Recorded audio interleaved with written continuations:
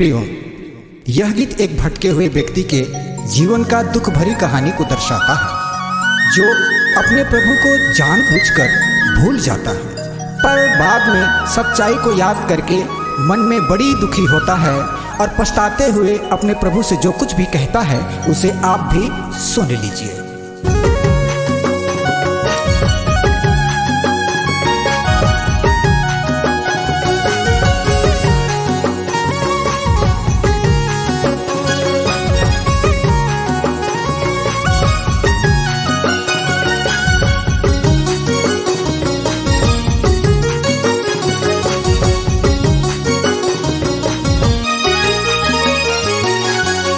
हरे हरे हरे प्रभु, कैसे तोरे दूर रह जाबो, कैसे तोरे दूर रह जाबो। तोरे देवल जिंदगी है रह गेले, रास्ता भूलाई गेलो, कैसे तोरे दूर रह जाबो, कैसे तोरे दूर रह जाबो। हरे हरे हरे हरे प्रभु, कैसे तोरे दूर रह जाबो, कैसे तोरे दूर रह जाबो। तोरे देवल जिंदगी है रह गेले, रास्ता भूलाई गेलो, कैसे तोरे दूर रह जाबो, कैसे तोरे दूर रह जाबो।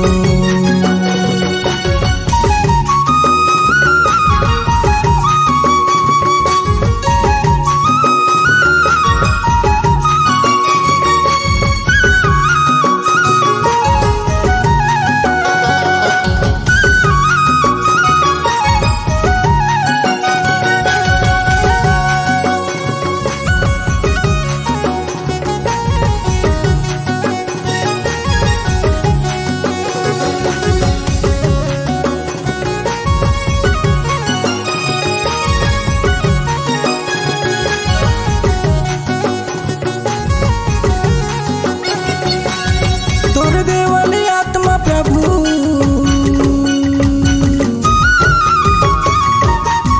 तोरे देवल आत्मा प्रभु, बहू के है रह देलो, कैसे तोरे दूर रह जाबो, कैसे तोरे दूर रह जाबो। तोरे देवल जिंदगी है रह देलो, रास्ता भूलाई गेलो, कैसे तोरे दूर रह जाबो, कैसे तोरे दूर रह जाबो।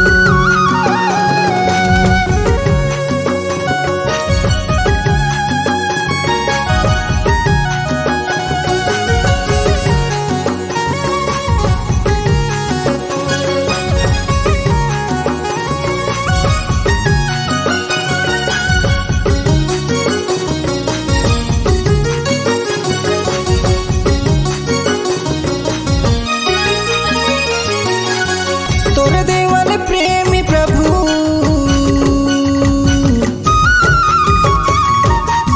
तोरे देवल प्रेमी प्रभु, ओहू के भूलाई गेलो, कैसे तोरे दूर रह जाबो, कैसे तोरे दूर रह जाबो। तोरे देवल जिंदगी है रह देलो, रास्ता भूलाई गेलो, कैसे तोरे दूर रह जाबो, कैसे तोरे दूर रह जाबो।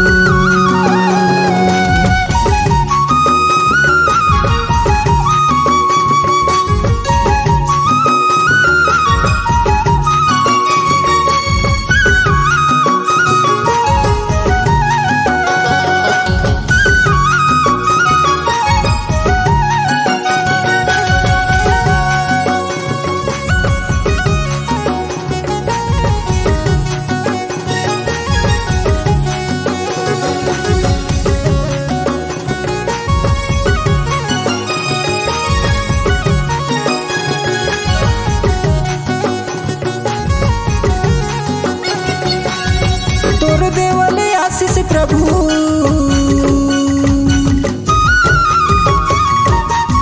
तोरे देवल आशीष प्रभु, ओहू के गावाए देलो, कैसे तोरे दूर रह जाबो, कैसे तोरे दूर रह जाबो। तोरे देवल जिंदगी है राय देलो, रास्ता भूलाई गेलो, कैसे दूर रह जाबो, कैसे तोर दूर रह जाबो। हरे हरे हरे हरे प्रभु, कैसे तोर दूर रह जाबो, कैसे तोर दूर रह जाबो।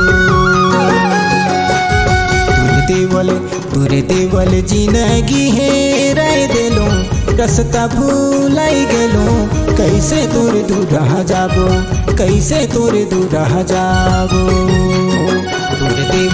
तोर देवल जिंदगी हेराय देलो, रास्ता भूलाई गेलो, कैसे तोर दूर रह जाबो, कैसे तोर दूर रह जाबो।